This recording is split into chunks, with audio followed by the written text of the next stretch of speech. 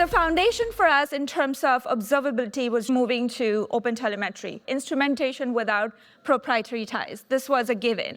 And about more than 2 years ago, where we were in this crunch period of having to build and deploy an extremely important service at scale, the biggest question in the room for my ICs, my POs, my PM, my architect, and me were, what are we going to do if stuff shoots production? Because we don't have time. We're going live right away. For us, Honeycomb was the answer. We needed to go, like I said, from diagnosing a system to being able to proactively know what's happening with the system to be confidently operating the service. So that also meant our developers were transitioning from being software engineers to SRE, to be on call, to be on support.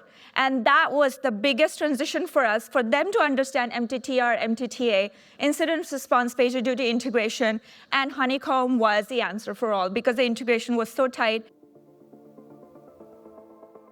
When AI became much more predominant and Honeycomb had its MCP integration available to us in most of our stack, this was a game changer for us where we found out that reducing friction between the coding loop and the feedback loop was really how we would get on the stack of AI tools. The number one barrier for us to embrace the different AI tools that were available in the market was bandwidth, and Honeycomb made it super easy for us.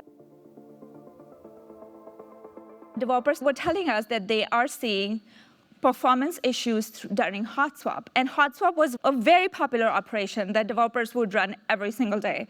So we had to fix it. We basically wrote a new span, Bazel hot swap, in the tracing object in our custom plugins that was monitoring all of this. And we added rich attributes on it. As you can see, the span name, change classes, change jars, all that stuff. So we told Claude, hey, why don't you create a dashboard in Honeycomb for us with the span we just wrote, with some of the metrics around the build that are related to it, and give us some stats that you think are important. Mind you, at this point, we have just given the bare bone. We have just told the name of the data set. We have not said anything about the query, about the columns, nothing at all. And what does Claude do with one natural language request? It basically creates the dashboard, connects to Honeycomb MCP. You can see the connection right there, creates the dashboard, gives us the 7 panels, and tells us exactly what we're looking for. What would have taken us hours, maybe, to build, that board was ready, possibly even in seconds. You saw the prompt I gave Claude. I didn't tell anything but the span and the data set. And it was able to infer, hey, here are the metrics that you would want to know.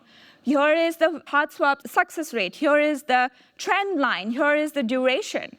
It came up with that and told me conversationally in Claude via MCP that this is what you need to track. An engineer does not have to leave Claude, does not have to go to Honeycomb. He has to integrate the MCP within Claude, and we are single prompt able to have feedback about the code and what needs to happen right away. When we get customer cases that there's a problem, we literally look at the trace ID in Honeycomb and be able to see, okay, what's going on with this customer? That is the power I'm talking about. We're not waiting for the customer to log a case. We know what's happening in the system. Those alerts and signals are already available to us. And that's the power of Honeycomb. We've already seen the intelligence layer come through for us.